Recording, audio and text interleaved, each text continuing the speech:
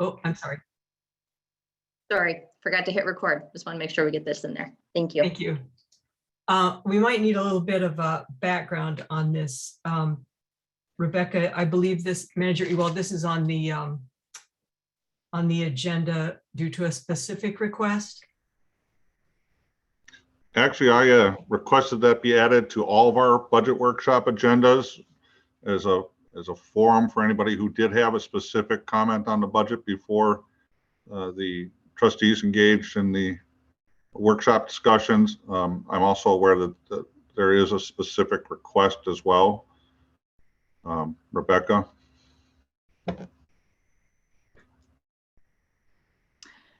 I believe that Laura Vukotic was here tonight and desired to address the board. Okay, thank you for that. I just wanted to clarify a couple of things. This was regarding a request that has been made privately to several village trustees, I believe, from the Gun Safety Consortium. And I just wanted to make it clear that this was something that was passed by the board. There was a motion made by Trustee Warren, seconded by Trustee Ursink about this. And the motion directed staff to lead a discussion about the Gun Safety Consortium. And in speaking with Mr. Emanuelson last week, I realized that that wasn't the way that this was working out. And so I decided to reach out to Trustee Warren, and I decided to let him lead this discussion because he made the motion. And I told him that it seemed to me when I spoke with Mr. Emanuelson, became evident to me that this has not been something that's been done before, where someone, a group or an individual or organization comes before the board in this setting. So perhaps this is the best time to do this. And so I'm going to ask Trustee Warren if you would like to lead this off, and then we can take a vote about allowing someone to speak here. But since there is a public comment portion here, my feeling is this is probably the best place to do this. Trustee Warren? Yeah, I'm fine with putting it in public comment. And I know that members of the Common Grounds and Gun Safety Consortium and Common Ground have met with several of the trustees and talked to us about kind of this public-private partnership where, you know, a nationwide group led by mayors, police chiefs, county executives, and sheriffs have committed to kind of forging a path forward on solving some of the gun violence problems. And really, this is something that sounded like it sounded like an interesting idea. It's something that other municipalities are participating in. So I wanted to make sure that we at least talked about it as a group and determined whether we wanted to be one of those municipalities that was participating in the Gun Safety Consortium. So that was why I brought it forward on items for future consideration. I know that again, several trustees have met with this group. I know that there are many Shorewood residents who are members of Common Ground. So I think that this is a good discussion to have. If it's in conjunction with budget, I assumed it would be in conjunction with budget. I'm told there's other avenues, and traditionally, there are other ways to get to this discussion as well. So with that, I'd like to turn it over to Laura if I could, and I think it's called. And I don't know if I need to make a motion or is Kathy, is it just public comment here? It is. I had thought that we would take a vote on this, but seeing the public comment is on the agenda, we can do it this way without a motion and any sort of approval like that. But I would just like to comment that we have hundreds of pages of budgeting to get through here. And so Trustee Warren and I had discussed about one person for 5 minutes. So that's what I'm prepared to offer. Trustee Stokebrand, I will keep time. Thank you. And Laura, if you'd like to unmute yourself and state your name and address, please.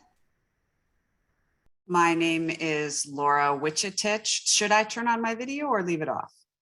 You may turn it on now that you're speaking. Thank you. Okay. It says that I cannot start my video because the host is stopped. Okay. My address is 7135 North Barnett Lane. I live actually in Fox Point. I am not a resident of Shorewood, although there are many, as Trustee Warren mentioned, there are many Shorewood residents that are members of Common Ground.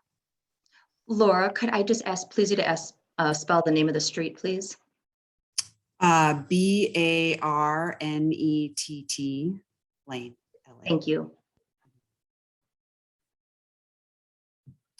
So I apologize if this is outside the norm of this process. We have only wanted to speak to the appropriate committee or board for this this proposal and have sought guidance from various trustees on this. Understand that you have a very large number of things to get through this evening, so I will make my comment extraordinarily brief and then leave it open to any questions that you might have. I'm here this evening simply to say that Common Ground hopes that Shorewood sees joining the Gun Safety Consortium as an opportunity to take substantive action on an issue that's usually seen as intractable. An opportunity to be part of a progressive, elite, and innovative approach to reducing gun violence, and an opportunity to join a group that has real potential to change the national narrative and national public policy on gun safety, meanwhile, while also reducing gun deaths and injuries right in Shorewood for local Shorewood residents. And with that, I yield the floor and leave it open for any questions you might have. Yes. So, sorry, Kathy, sorry. Go ahead. Which other municipalities have joined this consortium? There's a list of, I want to say 16 at this point. If I got through all 16, I would be very proud of myself. But it ranges from Pittsburgh, Pennsylvania, Cincinnati, Ohio, Toledo, Lansing, Michigan, Evanston, Illinois is one of the newest members, Boulder County, the Colorado State Patrol, right here in Wisconsin, both Hales Corners and St. Francis are right now in the process of seeking funding from their own villages, just like this is occurring here in Shorewood. The city of Milwaukee is going through their budget process with the Common Council to seek membership. So there aren't any other Wisconsin municipalities that are currently members, but there are some very definitely in the works. And like I said, I want to say about 17 nationwide. And can you give us a little bit, just for the record, of background what a membership does? You know, I know the fee is $2,500. It's not a multi-year commitment.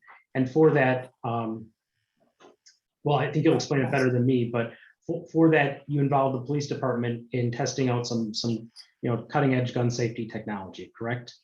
Exactly. And really, so police departments, whenever you would, Shorewood would join, police departments would receive products that are, have been vetted as showing promise to really reduce gun deaths and injuries.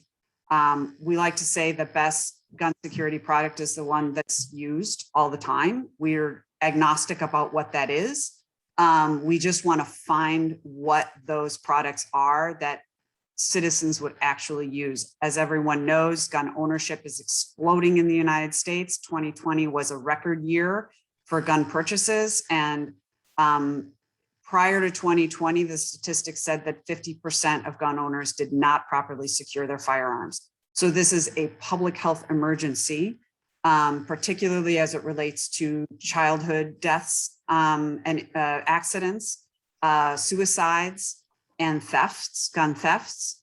So this Gun Safety Consortium has been formed to take advantage of the expertise of law enforcement to put these new security products through the paces, find out the ones that really work. And then after that sort of testing and evaluation phase, the municipalities that are members can move forward with any sort of public education campaign or gun security product distribution campaigns whatever works within their community to actually improve gun storage and thereby reduce gun deaths and injuries. Thank you. I did speak briefly with Captain Liebenthal, and Captain, are you available to make a comment about the, I think we're in a little bit of a unique situation here because we are between police chiefs. And so I see that as one concern here, making a decision without a police chief in, not an interim one, but I'm hoping Captain Liebenthal, would you be willing to make a few comments about some concerns you expressed to me? Sure. I mean, the first one that you brought up about it, me being the interim chief right now is a very valid point. Not knowing if I would be the person sitting in this position long term, or if it would be someone else down the road about 6 months or a year down the road, whatever it may be. I'd be hesitant to be making a commitment in that situation, not knowing what the ultimate result is going to be, and having someone else come in and be saddled with a decision that I made of this type at this point without knowing if I'm going to be in it long term. One of the other things that I'm kind of hesitant regarding with the testing of the technology is we're a small department. We got 25 sworn people right now is what we're budgeted for, and we're already short 3 people. So I'm down to 22 at the moment, and we don't have all the time and resources that we can spend doing the training and the testing of these new technology that is out there for the firearms. With the time that we have for our firearms training, I would much rather have our officers focusing on the equipment that we have and utilize on a daily basis, because it's not an infinite resource, the amount of time that I can send an officer to training and have them off the street. We do have to keep things running from an operational standpoint. Much larger agencies like the city of Milwaukee, for example, they have people that would have perhaps more time to be able to dedicate to doing the testing of these technologies. People who have more expertise, like their SWAT team, for example, people who handle weapons and train very heavily with weapons. People have more expert knowledge with weapons than just your average patrol officer. I mean, I have officers that are still within their first 2 years in the job, and while they have a higher level of training than the average citizen, are they considered to be a firearms expert? I would say, if you took that to the court of law, they probably wouldn't be deemed to be a firearms expert, knowing every single thing about a firearm and how it operates and all the various technologies that go along with it. I think the Gun Safety Consortium could probably be better utilized by a larger agency, like I said, with a more tactical type experience. But then also, if they were to reach out to retired law enforcement, people who have been firearms instructors and people who have a larger knowledge base of firearms than just your average patrol officer, they could pretty much accomplish the same types of things in that regard, and getting the weapons tested and the technology tested. I mean, the advances in technology are great. I just don't know if we would be able to dedicate enough time to be able to give anything of value in that regard as far as that goes. Quick question, interim chief. I'm not quite sure. Is interim chief the right title to address you as? I've been answering the phone with captain, so that's what I'm going with, but I guess interim chief works too, either way. So first of all, thank you for your comments, and much appreciated, and give a lot of insight. I know that there are at least 2 positions, chief and I think a sworn officer, who are posting right now. You think as we hire more, that'll alleviate some of these capacity concerns and allow us to more fully participate? Because I would anticipate that hiring getting done within the next couple of months. Hopefully, yeah. But again, I mean, we still have the 25 officers, and we still have to try to maintain staffing with reasonable use of overtime and things of that nature to be responsible with those expenditures as well. I don't know if we would have enough time to dedicate to doing the testing of these weapons. Thank you, Captain Liebenthal. Some thoughts that I had on this were, and my family has been affected by, I have had two relatives, one on each side of my family, commit suicide by a firearm. So I know how important this is. I know how traumatic and tragic it can be. And it's certainly, I want to say that I support the Gun Safety Consortium. I support their work they're doing. I think it's a noble cause and something that is headed in the right direction. They're clearly getting technology in the hands of some officers. I believe I looked at it starting this fall. But for a village of our size, to pick one special interest area to start giving village money, my personal interest is, I think healthy food should be available to everyone, and half the country is diabetic or pre-diabetic. I'd like to see some money going to Alice's Garden in the inner city. But where do we start to say which priority that someone has is more important than another one? It would be difficult for me to take taxpayer money to fund something as well-meaning and noble and as good of a cause as it is, to decide we're going to fund this, but not, healthy eating or, something else like that. I don't see that as the role of the village with the taxpayer levy. I think that it's good. The research and development is occurring. I personally don't feel that Shorewood taxpayers should subsidize the research and development. I believe Captain Liebenthal has a good point in that there are plenty of people out there who use guns a lot, who are in a better position to use time and resources to do this work. Is there anyone else from the village board who would like to comment? President McCaig? And I'm going to mute myself just because I don't want any feedback, and I would encourage everyone else who's not speaking so we can avoid. We've had some problems recently. So President McCaig. Yes, thank you. Yeah, I would concur with what you're saying this evening, Trustee Stokebrand, and I really appreciate Trustee Warren, you bringing this forward. It's not something that I would be prepared to support at this time, and I would need a lot more thought, and it does put us in an interesting position that we've never been in before, and I'm never comfortable sort of doing a test case on making a decision like this without a policy in place. But I do support the work in general, and I appreciate Common Ground's dedication to this over the years. Thank you, President McCaig. I'm going to just scroll through here. If I see another trustee. Your hand is still raised, President McCaig? Nope, you're done? Okay.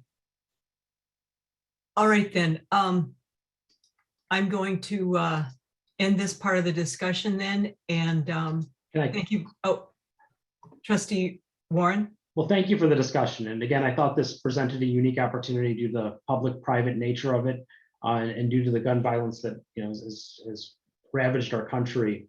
I do understand certainly the points you make, Trustee Stokebrand and President McCaig, that those are certainly very valid points. But I'm glad we were at least able to have the discussion. I don't think I need to bother with the motion here because I don't think that I get, Trustee Stokebrand, you made your position clear, so I don't think I get a second on the motion, but I do appreciate the discussion. I of course support the work of Common Ground, and I'm glad that we were able to at least bring it to the board for some review and for some analysis. So thank you. I appreciate the time. Thank you, and thank you to Laura for speaking this evening. Thank you for the opportunity. Appreciate it very much. I know you're very busy. Okay, we'll move on to item number 5 then, 2022 budget review. I will hand this off to Director Emanuelson, please. Sure. I'm sorry, I did want to say just a couple of things. Before we get started on that, did you want to see if there was any other comments on budgetary items for those on the call? Sure, thank you. Anyone else? I'm going to scroll through here and look for a raised hand. And Manager Ewald, if you see anyone, let me know. I do not see anyone with their hand raised at this time. Okay, thank you. Then I just wanted to say that I think we'll be going through the budget led by Director Emanuelson. And people can just, trustees can be ready with questions. Obviously, I'd like Trustee Warren and myself to go first, but it's open to other trustees and President McCaig also. I will not ask for anyone needing to be recognized. I'd rather have it be a more of an informal discussion unless I need to, gets to a point where I need to step in. And let's see, anything else? I just want to remind everyone that there's another meeting in September, and then the wrap up is on the 14th. The budget hearing is November 15th.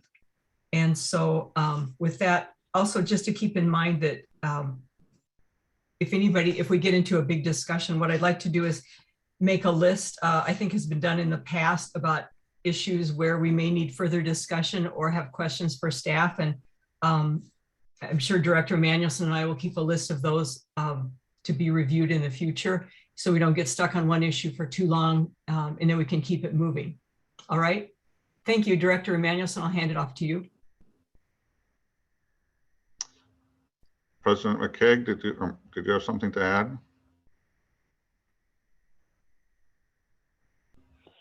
I might suggest too that if as we're going through, if there are points that need more discussion or more information, specifically if it relates to something that's policy oriented, we should just take a straw poll to kind of see if there's consensus to even put it on the list, so that we're not faced with, 22 things when we don't think any of them are going to go forward with the majority vote. So that might be just something to keep in mind, but we'll just see how it goes. All right. Well, thank you everybody for participating tonight. This is the first budget workshop for the details of the 2022 proposed budget. Last Wednesday, we basically covered the first 29 pages of the proposed budget. I call that the executive overview. Staff tries to include all of the most significant metrics and budgetary items that change from year to year, including a lot of background on a lot of the factors that apply to this year's budget in general. So were there any follow-up questions on those items, or are we ready to move into the departmental inquiries? I had a question on page 24, and maybe this will be better brought up later. The quarterly communications effort. And then I also noticed some numbers for signage. If we wanted to do that under, I believe, is it under the village manager? Yeah, I think that'd be a great idea. Well, and that'll be fairly quick as well. So if it's all right, let's take questions from either the board, the court, the village manager, or the clerk's departments. And I think we have staff here to address any of those items. First one perhaps would be the new communications initiative. I think Tyler, you might be the best contact for that. Sorry, where are we in the packet? I'm trying to make sure that I'm. Well, we're starting basically from page 30 to, I don't know, about 36 or 37, just the first few departments. And would you prefer just to go one at a time? So page 31 then. As long as I know where we are, I'm good. Oh, I'm sorry, not even page 31. Page 24 had the supplies and office category, includes new quarterly communications effort. And that's under the general fund, supplies and office. Yeah, that's in the village manager's budget. Tyler, could you address that specific question? And that would be on page 45 or 46, 45 and 46.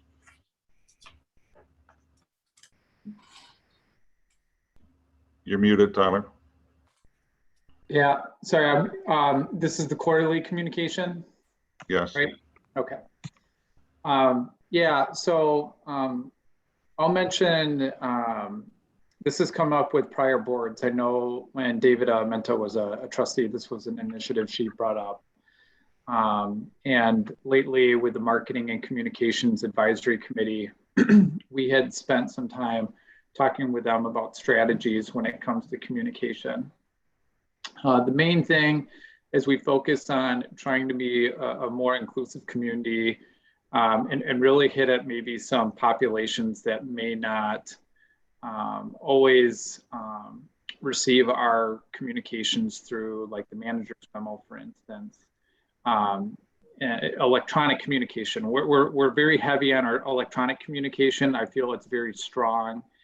But for those that might not be tied into our electronic communication and might prefer things more in person, which sometimes tends to be our more senior audience, trying to find a communication strategy that would hit that. So the thought would be of doing like a quarterly, I don't want to say a flyer, but like a little pamphlet or something that would just be, you know, either a postcard or just a front and back of just the main highlights that they need to know about the village at that point in time.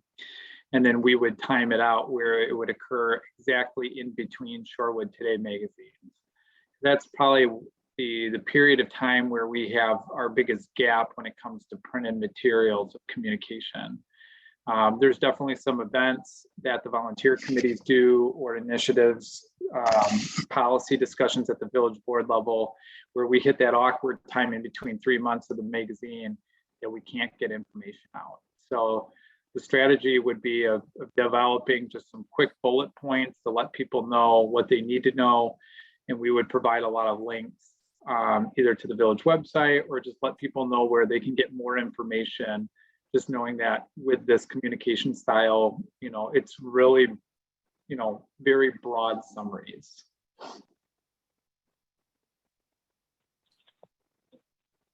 I did also, so I was just, is it a $20,000?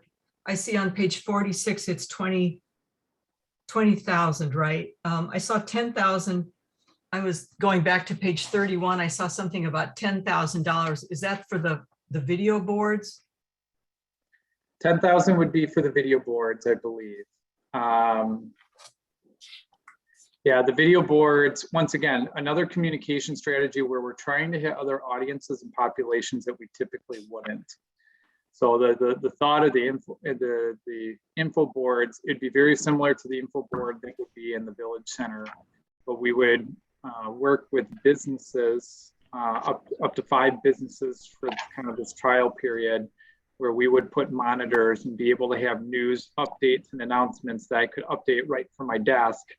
And it would go to the cloud and be able to be installed through a certain device right onto the monitor themselves. So once it's set up, it's a pretty easy thing to update. The also nice thing about this is we could potentially partner with our other community partners like the school district or the BID, get other announcements out, and, you know, even work with the businesses, you know, as far as, you know, them utilizing it too.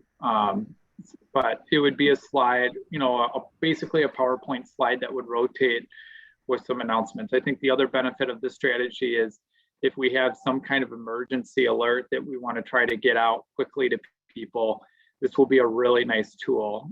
An example I always mention is the boil alert that happened a few years ago, where we're asking people to boil their water if there was some kind of threat or potential contamination or something. Another example would be, you know, MMSD always has the drop alerts that go out, you know, so certain things like that, we could, you know, get that communication out quickly in a variety of different ways. And this would give us a whole new way of getting the word out on those type of announcements. And so both of these would require an RFP, is that correct? No, they would, definitely the info boards would not. I don't anticipate that requiring an RFP. Is $10,000 the, what's the challenge for the communications is most of the cost of that's postage. So we're not purchasing from an external vendor. It's really the postage cost of mailing and distributing that communication. And we would use contracts that we are like the mailer and you know, we have a distributor that we already utilize for mass mailings, like, so we would continue to utilize that. Typically, then we go out, you know, if we need to produce, you know, the paper and that, we have another contract that we utilize, like through like Shorewood Today. They do the Shorewood Today printing. You know, we would probably get a quick cost, you know, from them to do the printing, from Shorewood Press to do a printing, maybe, and then a third. We would get a, you know, but that wouldn't require an RFP process. That would just be me reaching out to them to get some quick costs, comparisons on the printing cost before we proceed.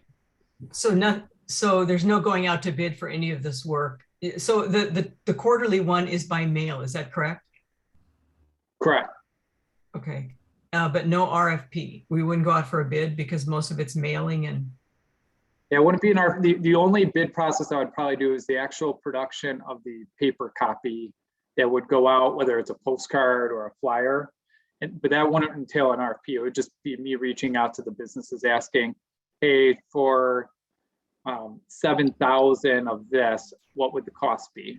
And what about would we go out to an RFP for the content? I would produce the content.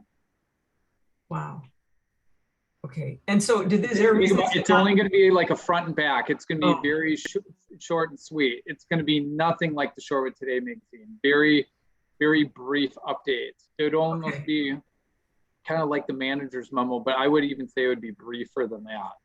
And my other question is should this go to business, community and business relations first? I'm just kind of surprised that we didn't have a role at all in this. I can address that.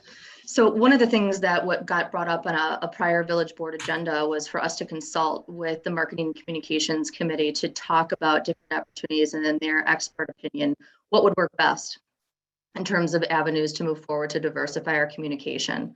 We reached out to that committee. They provided us with their recommendation, and coming back within this proposed budget are their proposed recommendations. It also should be noted that the public monitors have been discussed for the last 5 years. Not as within the scope of the budget, but was definitely a concept that has been proposed since prior to my arrival. Thank you. And President McKay has her hand raised. I have to say, I have not ever heard about monitors before, so it was new to me, but I'm great.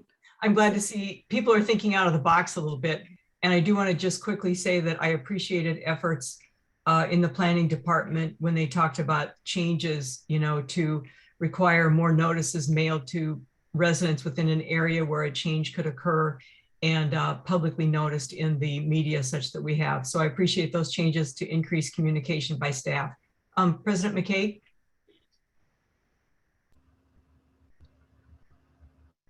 Thank you.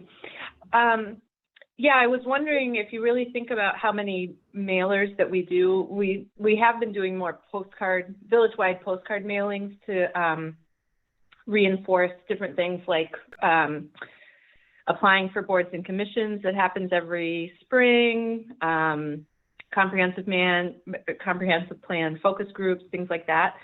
So I'm wondering if this quarterly communication could wrap up and sort of take the place of those types of things that we do like to communicate every year.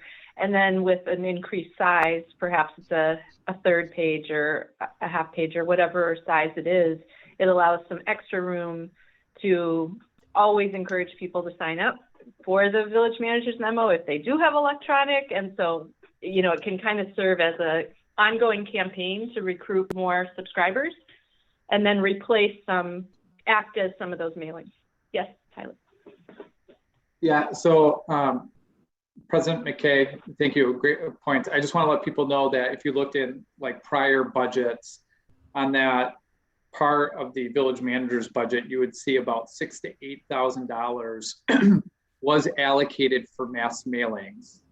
So those are those postcards that President McKay is referring to. So those are no longer part. Instead, it's this $20,000 item, which, right, as we're talking about, for instance, a great example, trying to get people to sign up for volunteer committees. Instead of just a postcard on that would be part of this quarterly newsletter that we would try to get, you know, or that we would send out to everyone in the village. So if for some reason this item was removed, I would ask, based on prior budgets, we would always have about 3 postcards that we would do some kind of mass mailing, which probably with today's postage and everything, we're at about 8,000. So if you wanted to keep doing that, just know that if you take out the 20,000, we would at least need the 8,000 to continue to do those mass mailings. So is 8,000 per mailing of a postcard? Or is that 3? Yeah, 8,000 for the 3. So yeah, so the concept that we're thinking with these quarterly is it's going to be a little bit bigger than just a postcard. So that's another reason for the additional cost. And I was just, when I think about people who would look at these things in, you know, the library or the village hall or the school, for example, I guess I'm thinking, you know, when you're standing in line at the DMV and they have all the screens relaying information. I mean, honestly, it makes me think like someplace like Metromart, while you're standing in line waiting for the checkout, is where a lot of people might see. I don't know if what your outreach has been. Or coffee. I mean, we have a few coffee shops. I think that would be another one that we would target. I mean, we would definitely work with Steph Salvia on trying to, you know, find, you know, the different partners. But I agree that Metro Market would be a good partner. I was just going to say, if I may, I think if we do, I do support this. And I think it would be good to bring it to community and business relations or another committee to kind of set metrics so that we know if this spending really kind of gets us anything. That's always the hard time with marketing and communications. So maybe just to flesh out what gap we're trying to fill, and so that we can keep a tab for next year, whether we feel like it was worthwhile. I'd be happy to do that. And to go one step further, before we send out the first one, I could kind of draft up what the concept would be specifically, like what an actual draft would look like, and get that standing committee's feedback on that too. And is there a trustee on the marketing advisory committee? I believe that President McCaig is the marketing liaison on behalf of the board. Is that correct, President McCaig? Okay. Okay, and so I'm guessing maybe if I just read some of the minutes, have they've met a couple of times to flesh this out? I do have the draft minutes from the last meeting where this was discussed. I don't know if they've had another meeting to approve those minutes yet, but okay, if you would like, I can send you the draft minutes. That'd be great, just for background. But I would agree with President McCaig that I think it'd be good if community and business relations had a role in this. You know, now that I think about it, Becky, didn't we actually invite the Strategic Initiatives Committee? Oh. I think the strategic, because I remember Melissa was there with the marketing committee. So I actually think we had a joint meeting with the Strategic Initiatives Committee and the marketing committee, and that's how this proposal came about again. Okay. You're correct. Okay, sorry, I didn't remember that right away. Trustee Neither Stover. did I, Tyler. Oh. We were so focused on solutions. Yeah, my apologies. That's great. If I could, I'll just, shoot me a link to the minutes, and I appreciate the background, but I do think, well, either strategic initiatives, if they're already involved, I don't want to step on their toes. If they've got it in hand, there's obviously overlap here. So, but I can see that strategic initiatives would be a good home for this also. Okay, thank you. Then, is there any more else on this? Anything else? Then I guess I will see the floor to Director Emanuelson for more comments. Yeah, let's just double check. Did anyone have questions about the village board or the court budgets that weren't explained adequately in the materials? If not, we can move on to the clerk's budget. Oh, I did have. Oh, I'm sorry. I'm looking at a different page. Go ahead.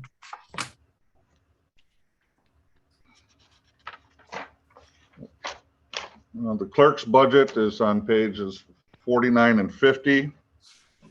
If there's any questions on those items.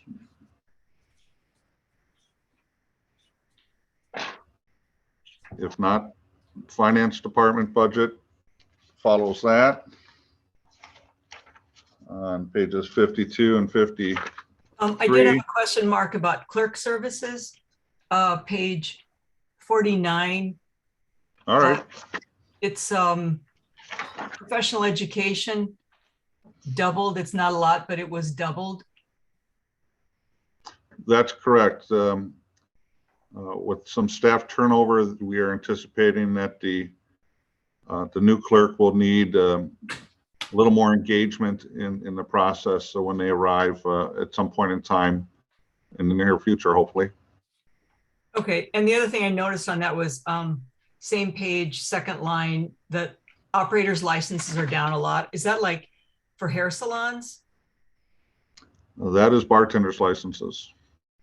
So that could be COVID related. Nobody knows. Okay, thank you. Absolutely.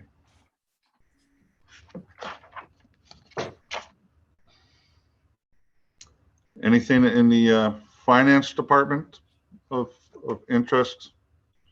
I just noticed. I find it all very interesting, but Thank God for that. On page 52, Yeah. 700% other service contracts and fees. 700% increase. It's not a lot, but it's the number stands Well, out. it is a budgetary adjustment to what was previously a $250 line item going up to what, 2,000? Correct. So, and those are related to banking fees. So, Okay. you know, Which with the we'll be current looking at. interest environment, we're not getting credits like we used to on our banking services, and we just need to make an adjustment in that line item. Okay, thank you. Absolutely. Other general administration then would be pages 55 and 56. These are largely some of our general professional service agreements, and then a lot of the utility and building costs for the village center and village hall. I know we had a comment on the legal and making sure we look forward to any needs that the police commission might have. That item has been noted, and we'll be following up on that at the budget wrap up.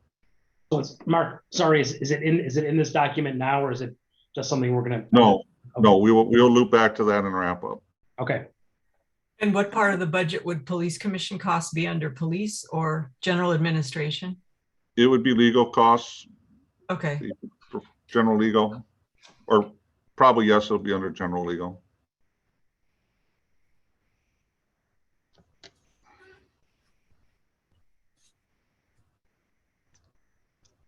Other than that, the next general section is the police department, starting on page 58. And I had again, a couple of questions on this. On page 58, I noticed enforcement grants. Are those the state traffic enforcement grants that we have none coming in 2022? well, we don't budget for enforcement grants because we never know when they're going to be received or if there's going to be anything available. So those are always budgeted at zero, just like special enforcement overtime. A little later on in that page is budgeted at zero. So those two will tend to match each other. Okay. So if we get enforcement grants, the department attributes the time spent on those efforts to the special enforcement, and we monitor that for just a good general compliance at what we're spending in overtime for those efforts. We get matched in our grants, and that's worked very well for us. Okay, thank you. I did have a question then about on page 60, investigative trainings. It's only $200. I just wanted to, did we drop from 2 detectives to 1, Captain Liebenthal? We are still at the 2 detectives. That has not been brought through with the Weiss study through the Public Safety Commission yet. Okay, thank you. And are you, obviously you're comfortable with the training, the amount, because I think a lot of us would like to see a lot of focus on training, and I see there is $3,000 for the cultural diversity training, and we've got leadership training, et cetera, et cetera. And so obviously this is this is good for you for the Yeah. coming year. Yeah, we should be good. And we're increasing those numbers. I mean, it's more than we've had, correct? I'd have to go back and look at the prior numbers to give you a Actually, confirmation. it looks a little bit less, but we have certainly since 2019, the actual was 10,000 and we're at 18. So it looks like it's a little less than 2021. Actually, almost a 10% drop. So I guess I'm wondering if this is the time, it seemed to me we'd want to increase that or at least keep it stable. I'd be happy to do a review of what drove the 2021 projections for your comparison. We can take a look at that and wrap up. Thank you. And I see President McCaig has her hand up, and I think then Trustee Warren had a hand. Thank you. Yeah, I just wanted to mention, it's not affecting our decision-making tonight. But depending on what Public Safety Committee recommends around traffic stops and how that impacts enforcement grants, I haven't done a lot of digging and I haven't studied that really closely, but it could be that next year, it wouldn't come out the same. I'm not sure if there'll be a relationship or not. So it'll just be, I just want to make a note that it may be a policy decision kind of mid-year or something like that.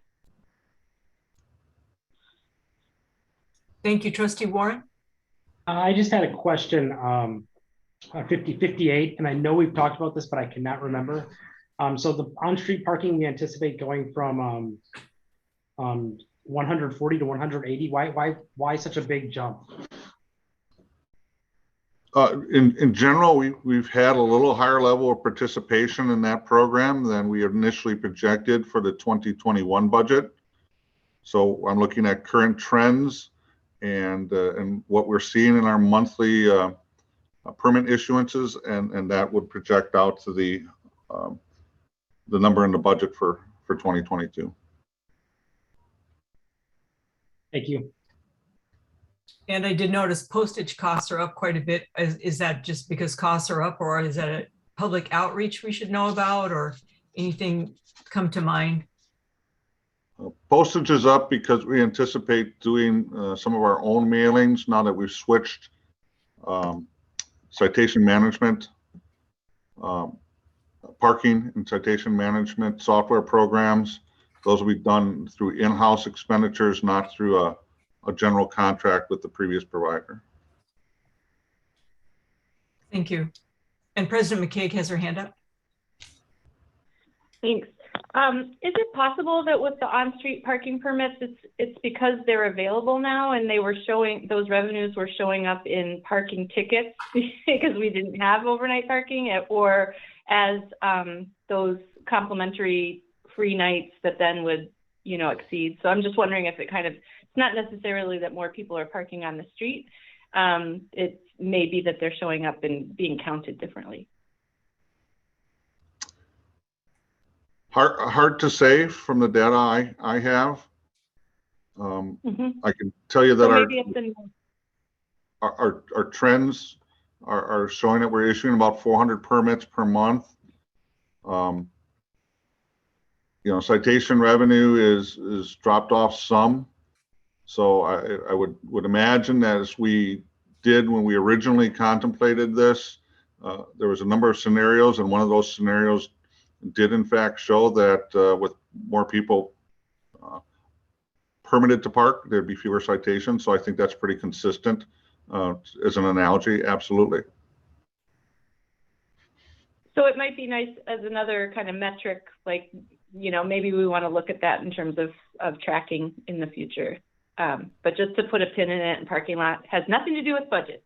So thank you.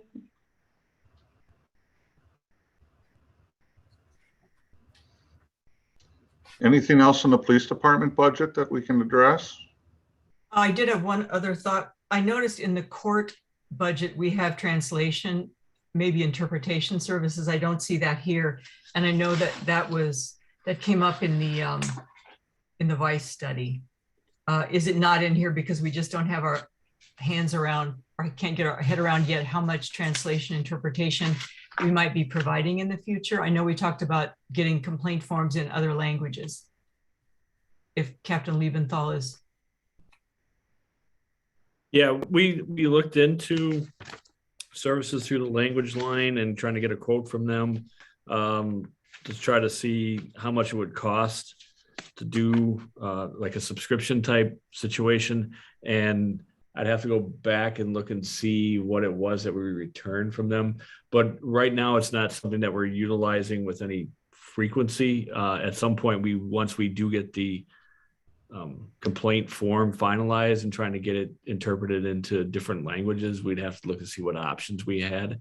I know one of the things that was discussed was talking about maybe utilizing resources at the university to try to get it translated rather than going through some professional company of some sort. So we're still kind of in flux with the language translation once we get to that point with the complaint form.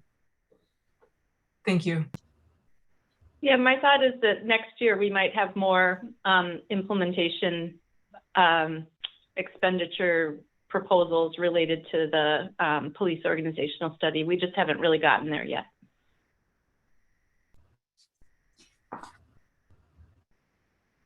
Okay, thank you. Anyone else? Otherwise, Director Emanuelson. Very good. The next department is the Planning and Development Department. Their numerical budget, pages 53 and 54, 63 and 64.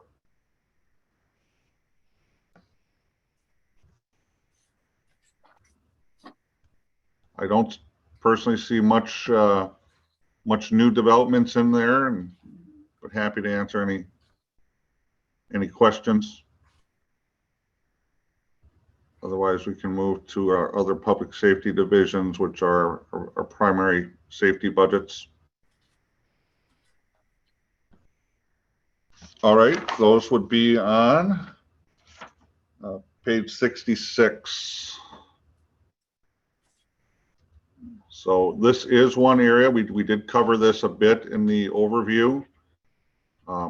There has been some realignment of how we report these costs, not so much that they're increasing as dramatically as the percentages show on the summary page, but on the detail page, you'll see that we've added some things that were previously reported in the capital budget into the general fund now, so that we've got a full cost analysis and display of those services in the general fund instead of requiring people to look in two different funds to find out the total spend on these items. Again, they tend to balance out. Overall, again, it's just moving items from the capital fund to the general fund. I did have one note, Director Emanuelson, and that's about the lifeguard services at Atwater Beach. At this point, we're not having that for 2022. We're looking at other options, but I'm at this point, it's unclear if there would be any budget effect by what we might develop. I anticipated that might come up, and I would certainly advise to at least put that for items to wrap up some additional conversation when we perhaps have a little bit more information prior to the public hearing on the budget. So I will add that item to that list. And I was under the impression that with the labor costs at school, crossing guards might go up, but you've got a flat number there. My understanding is we have a current contract, and that number is accurate according to that contract. Okay, maybe it's a 2 second. I will double check that, but I have a pretty clear recollection. I checked that number about a month ago. So. Okay, thank you.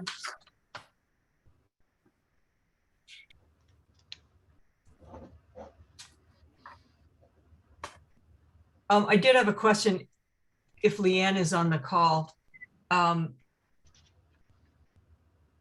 52995 Atwater Beach lifeguards. Below that, we have cleaning services facility. Is that for the porta-johns or cleaning the bathrooms or both?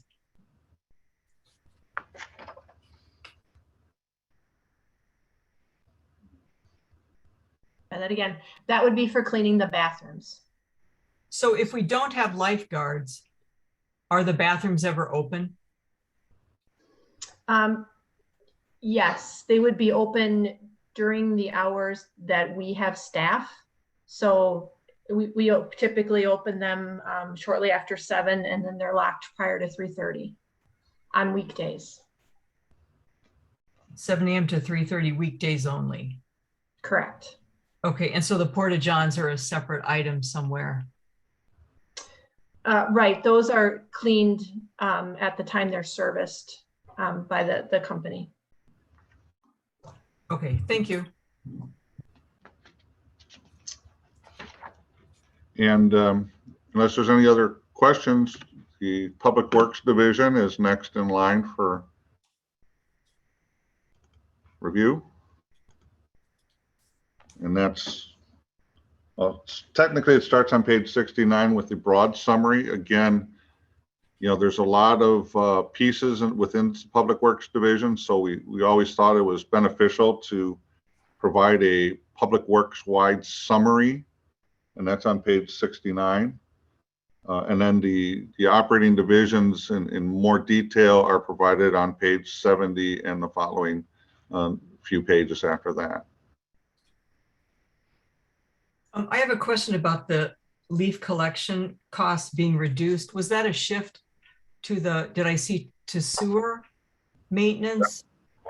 That is correct. Okay, so that's just a bookkeeping thing. They're still Well, there. At this point, I would say it is more of a realignment of the costs of the sewer stormwater management system. You know, we are hopeful that there might be opportunities to buy better equipment that might actually reduce the staff time necessary to complete those tasks, but that has not yet been determined. And one more question about some content in that paragraph, the 86,000. Is that an all-in figure? Does that include fringe benefits for that equipment operator? Or is that just the salary? What are you referring to, please? 86,000 for the new equipment operator too? Are you referring back to the summary? Yes, I'm sorry, page 68. It's in the same, it's in the budget impact paragraph. Oh, sorry. I was just wondering if that's the all-in number for that, or if fringe benefits are in addition to the 86,000. If Leanne No, is. that includes benefits and everything. Okay, thank you.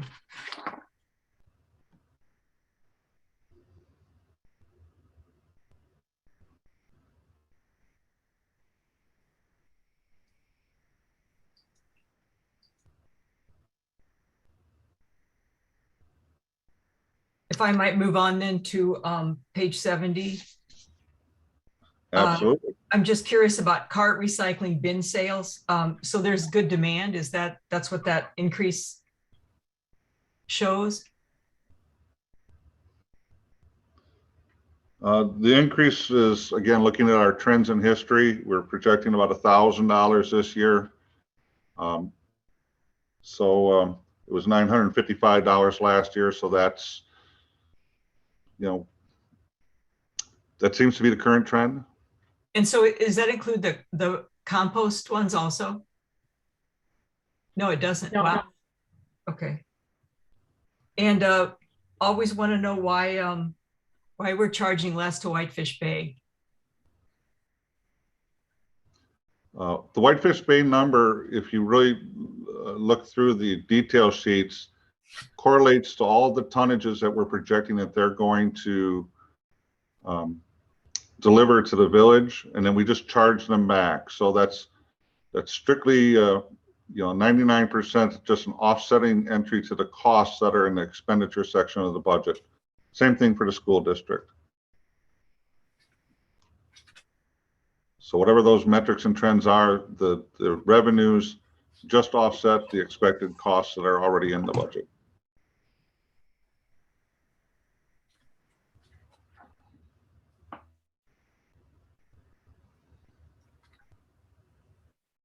And then I had a question on municipal garage, the top salaries and wages. at 83,000, whereas in 2019 it was 112. Is that because we went from 2 mechanics to 1?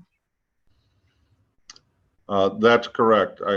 Again, I tried to touch that a little bit in the budget summary, but Okay. we do have some support staff supporting the mechanic, and we're estimating what that's going to look like, and we'll see how that goes once we get a little bit more experience in that scenario. And then I noticed under street lighting traffic devices, contracted electrician services for 2021 was 30,000, and we only have 10,000. Is this, I thought this was sort of a key position that we had a retirement with our unique old street lighting system. I'm surprised that that number is down. Well, we did the budget, the village board did approve hiring an electrician on staff, and we hope that they'll be able to take a lot of that back in-house. Leanne, do you have any additional comments on that topic? I would echo that. Our new electrician is Brad Davis. He's been on staff for, I believe this will be his fourth week. So it's a unique system. It's one that he does not have experience with, which isn't a surprise.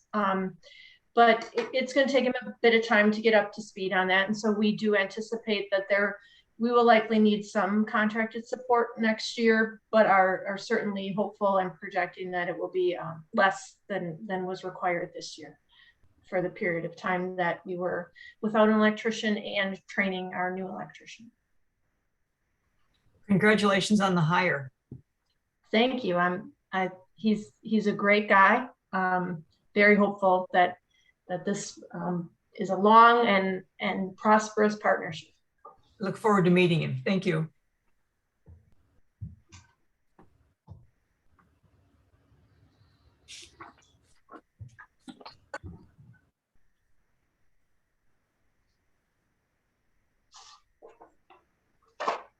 Anything else? One other question on 75, the last item, 53510, landscaping plantings. I noticed in the detail, it talks about, I believe, Lake Atwater Bluff plantings. So that's a contract we have with Merrick, is that correct? And that's $10,000 a year, right?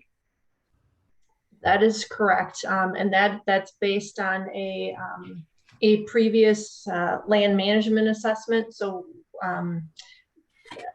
many years ago, the then village board decided that we would work to maintain and improve the native plantings on the bluff at a level of $10,000 per year. So each year we get a new proposal, or just under $10,000 from Merrick, where they review with our staff what they believe to be the most pressing needs related to invasives management, and then reestablishment of the native vegetation on the bluff. So they do some removals. Yes. Yep. Thank you.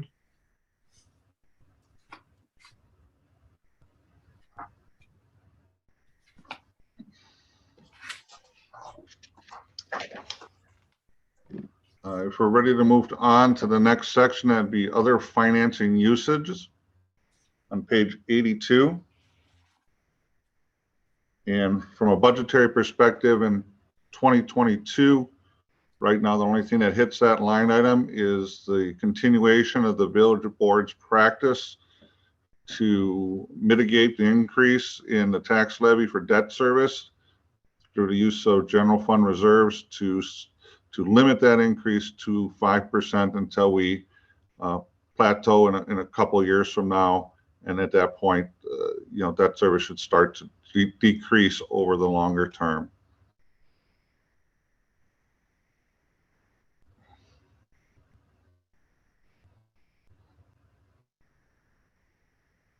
Super. The next section for review then is the capital budget, which starts, well, I guess it starts on 106, but 108 is the summary of the capital budget, which I always find enthralling. However, the project detail list, which the board might find more interesting, starts on page 110.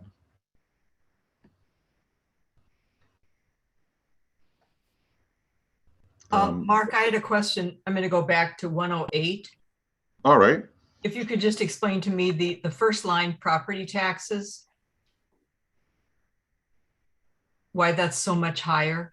Is this because we're moving the, no, I don't understand. Because we took the. Sure. Well, one of the things that staff has advocated is that the long-term sustainability of being able to maintain our facilities, fleets, other programs that are traditionally accounted for in the capital budget required about $725,000 a year. In recent budgetary cycles, those amounts have been less than that amount. In this year's budget, the proposed budget is currently presented on what we believe is a long-term sustainable level, which required a dramatic increase in the funding compared to last year. And that is reflected in the property tax line item of the budget. So the easy way to kind of the 1 minute sentence is that this relates to us moving the rental fire protection, the hydrants, to the utility bill. So we cleared up that levy and directed it to capital to get back on track with our allocation to replace the fleet. Well, that's absolutely correct. And we would not have been able to get back to these levels and remain compliant with our expenditure restraint program if it were not for the fact that we were able to propose doing these items in tandem. So they do have a relationship, and staff is hopeful that the board finds the capital budget section achieves those goals and allows us to start getting, I don't want to say caught up, but back to where we're replacing our equipment on the timetables that are identified in the capital asset replacement schedules, which are appendices to this document. So. Thank you. I knew that, but I just didn't understand it, if that makes sense. It comes up in this budget in so many different ways that, anyway. It does. I'm going to go on to. It's different seeing it on paper than talking about it philosophically, for sure. It's like, oh, that's where that shows up. I'm a visual person. I'm seeing this visually about 9 different ways. And each time I'm still trying to figure out, okay, property sales. Are we selling something? We are. We're selling all the old equipment that the village board authorizes us to replace. Okay. And we're reducing the, we always try to make a best estimate how much that will generate. So we levy less taxes, and we only ask for the net between what some people would call the trade-in value or the sale value and what the new acquisition costs are on our equipment.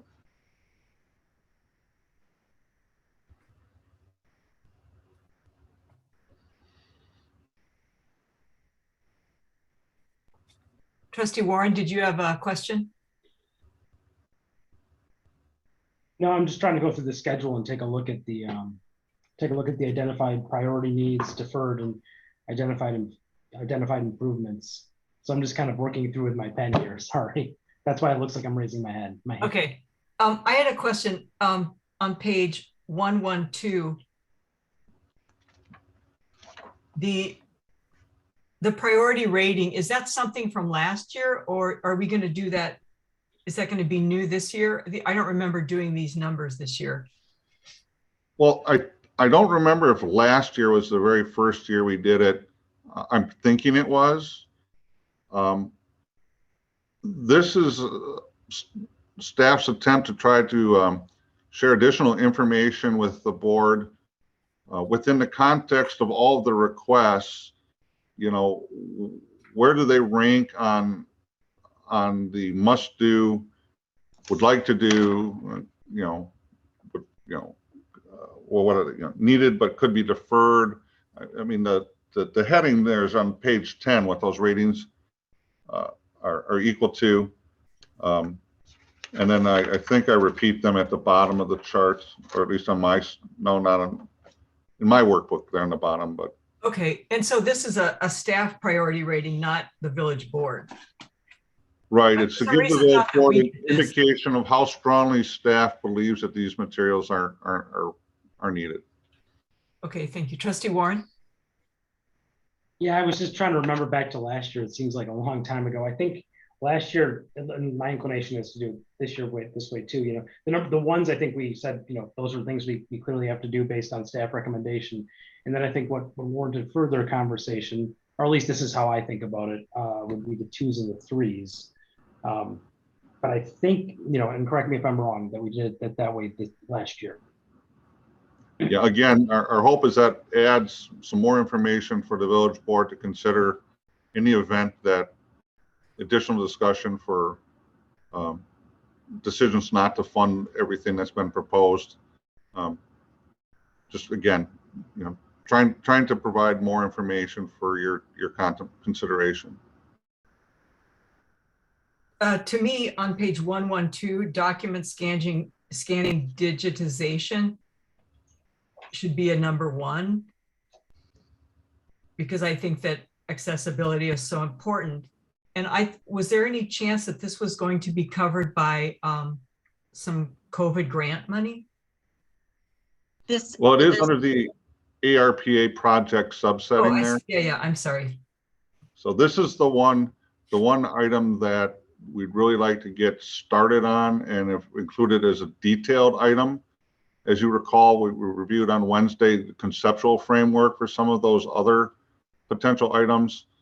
So this is the one we've already identified as, again, I think you're probably right. Staff should have rated that a little higher, and that's why it's detailed in the budget in this manner. But then it wouldn't come from capital reserves, would it? Well, the money that we received in 2021 becomes capital reserves in 2022.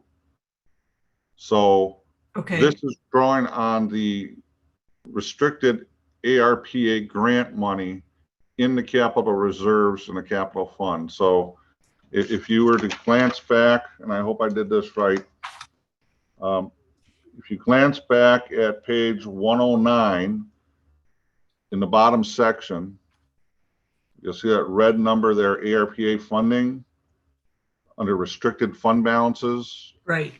For the end of 2021. So technically they are capital reserves, but they're a special pool of capital reserves. And we need to monitor that for grant compliance as well. Sure. So that's why it shows up in that column. Okay. I guess I'd rather put it there and spend our reserves first than to put it against the new money coming in 2022. Could have gone either way. Okay. President McKay? Yeah, clarification on these project listing pages, the final column says 2021 total budget. Oh, and I'm wondering if that's a mistake. My bad. That needs to be updated. It's 2022. Okay. And then for document scanning, I mentioned this to Rebecca to just make a note that scanning documents are not accessible to software for people who are sight impaired or hearing impaired to convert it to accessible language. So I just want to make a note that we shouldn't invest in digitization that is not accessible to all people. So noted. We have been trying to investigate other alternatives. There are not many that are presenting ourselves or being presented to us at this time from the scanning vendors who we've been reaching out to. But we'll continue to ask those questions. Wouldn't that I be really something that appreciate it. we would work towards? I mean, you would not decline pursuing document scanning and digitization at all until you can get something. I mean, I just think you have to move forward at this point with what you have. And I mean, I think technology will be catching up, but wouldn't we proceed with what we could do right now? We will need to do an RFP for the scanning of our documents. And so within the scope of that RFP, it's my intention to list this as an item so that we can see and have formal responses from people who'd be desiring to submit a proposal. Yeah, my concern there would be kind of trying to take my thought process here is that, you know, if we get the RFP responses back and it becomes flat data, just a scanned document, which would mean that in order to make it accessible, we'd have to do the whole thing again, then I would have an issue. Then I would have an issue with it because you end up in a position where, you know, as the technology improves, the base you've put down is not helping you. It's not helping you get to the next level. So I imagine this will all be contained in the RFP responses, but I think we want to look to at least make sure we can build on what was out there. So noted.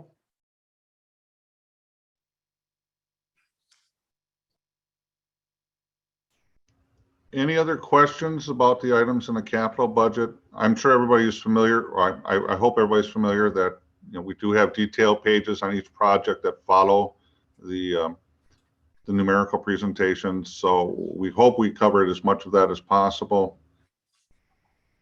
I did have a question about the Atwater Beach foot wash station, and I'm sorry, I did not see the supporting document on that. That could be, that was a late addition to the party here. So I will make a note to get one for that Oh, I station. see it. It's here. It's here. I'm sorry. I didn't get to Good. it yet. I was speaking with, I got an email from someone, a director of the board, and she was, Alicia Domack had said that, mentioned that I believe President McCaig, you talked about this placeholder. And she said that if it means that the $30,000 stays in the 2022 budget earmarked as beach improvement project, we could talk about the best way to bring together private and public funding to benefit the community. That would be ideal. But specifically a foot wash station, that it was not, I'm also on FAB in the interest of full disclosure. Since it was at a place that FAB they really went along with that location at the time because it was the only financial option. And then it became so expensive that they backed away. But she talked about if it means that we need to wait until we have a firmer idea of projects to write specifics into the 2023 budget, that would be okay too.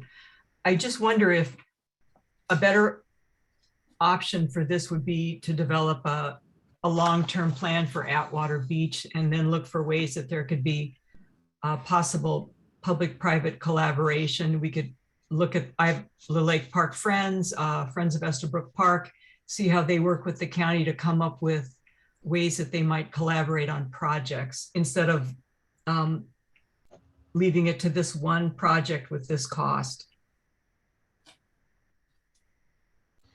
I would support that. We can take it out. Anyone else?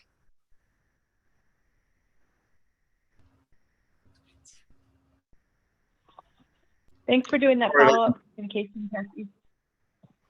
You're welcome. I will add that to the work papers for the wrap up that item is to be considered for removal out of the budget then.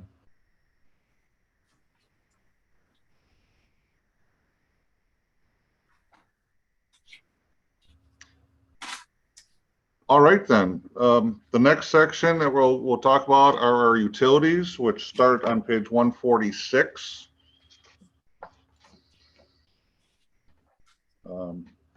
First up is the parking utility. Again, we're really just taking existing information and trying to update and translate towards what we expect for 2022 with the current metrics. The parking utility is forecasting a nearly $15,000 deficit as currently projected. Not what I would call an optimal situation for a self-sustaining utility. But again, we've made some significant changes in the community, and I think we could give that another year before we have to talk about the long-term impact of that on the parking utility. Sure. So I'm willing to defer that discussion to or take additional input from the board. Is your sense that we're going to be back talking about it, or is it your sense that it's going to be something that resolves itself? I mean, I know I'm asking you to kind of estimate, so I'm not going to hold you to it, obviously, but. Well, I like parking off street in a place I know I've got going to have a spot. I don't like hunting, but Shorewood is such a high density community that there's a lot of options for on-street parking as well. I think it'll be interesting to see what this winter brings and how people's habits and trends may further sort out through the next season. So that would be my initial recommendation given the current fee structures and availability of on and off street parking at this time. Yeah, thanks. I'm not trying to put you on the spot. I was just curious opinion, and yeah, I'm okay with then kind of looking at it next year. Then, coming back next year and taking a look. Following that is the water utility. Again, page 151 is a global overview of all the various subdivisions in a water utility. These are required under Public Service Commission structure. So we give a big wrap-up section there just to give you the general feel. Again, we're really not expecting any change in revenues for the water utility. The public fire protection fee was not a new fee, and it was not increasing. It was really only the matter that it was collected that changed. So that really doesn't impact the water utility's revenues. We always try to look at, again, trends and estimates, and I think current thinking is that we'll be working on our meter replacement program into 2022 at this point. And that's been factored into this budget as well. If there's any specific questions on any of those line items in the following pages, I'd be happy to discuss.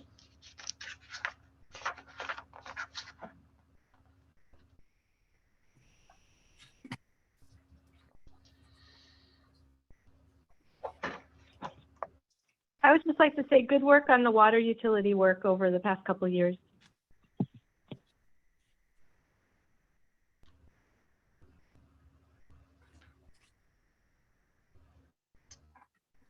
I will make mention that we are scheduling I meant to utility also. Good work on all of it. We are planning to schedule the replacement of some equipment in the water utility, so that's detailed there. A 30-inch pavement saw for working through the road surfaces and curb work, as well as a guillotine pipe saw. Again, from time to time, these items do need to be replaced, so they're scheduled. There's detail sheets that follow that should be able to be funded from utility reserves. So there shouldn't be any challenges in that regard.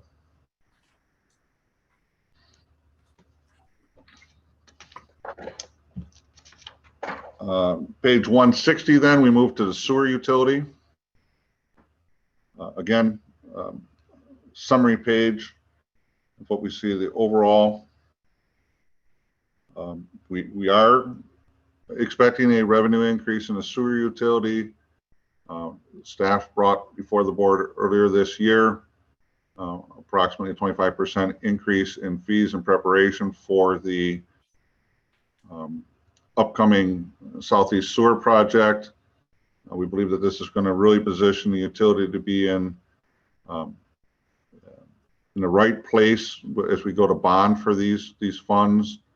And it'll also, again, unfortunately, it's a big project and it's going to require a couple steps to get to wherever we need to settle once the final project costs come in.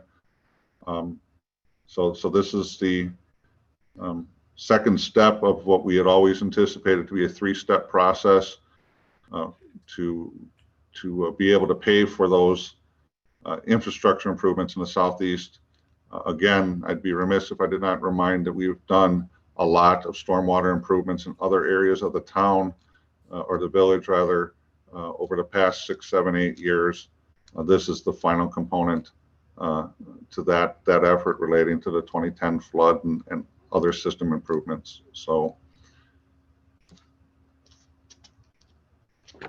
any questions on the detail pages? Again, you know, I wish I would.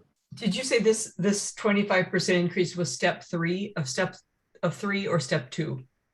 2 of 3. 2 of 3, and what was 1 and what will 3 be?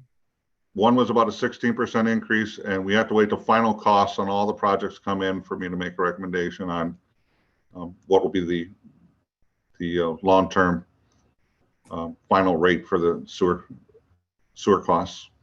Just to get through the construction period. Yeah, I mean, we have to get all our final, Yeah.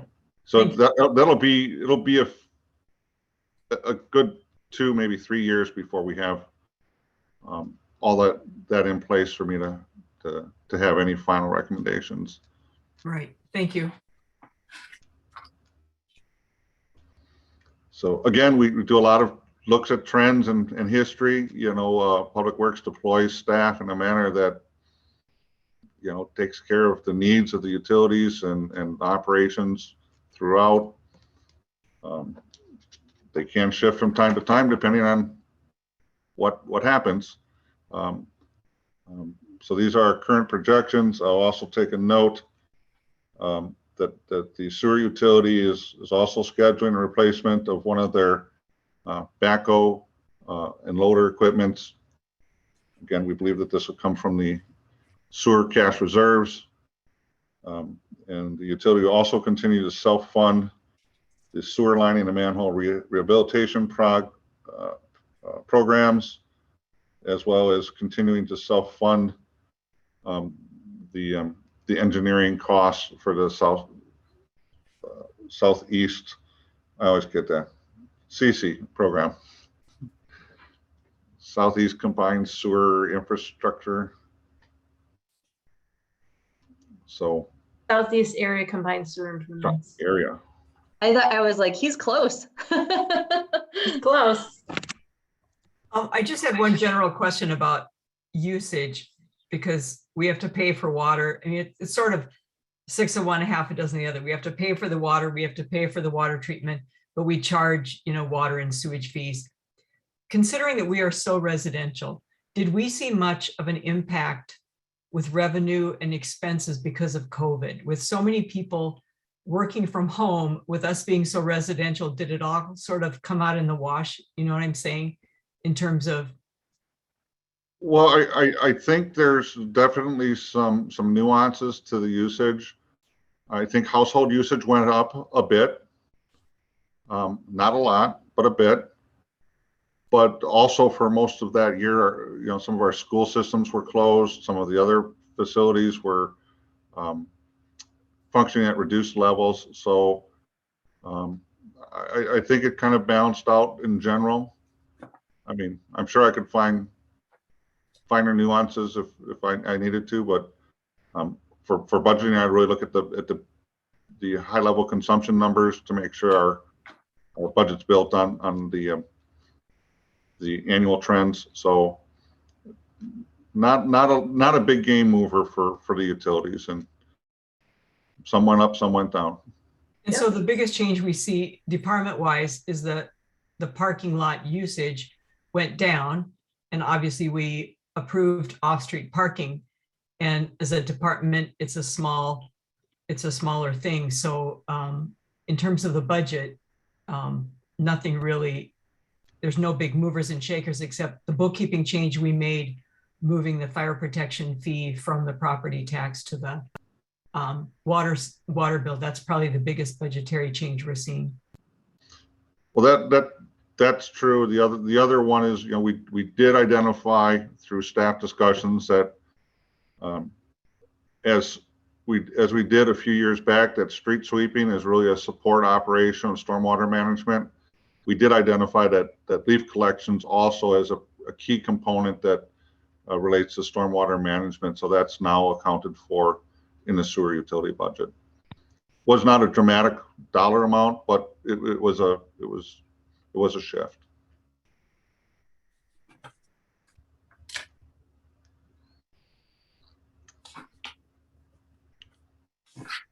That is the material we had scheduled to cover this evening. If there's any other general questions, either now or if you think of something in the next few days, please reach out to me. I'd be happy to try to answer those questions as best as possible. Thanks, Mark. Thank you. Thank you, Mark. Thank you very much, Director. Do we need to move to adjourn? Yes, we before do. Yeah, I'll move to adjourn. I'll second. All in favor? Aye. Aye. Thank you and have a good evening. Thank you.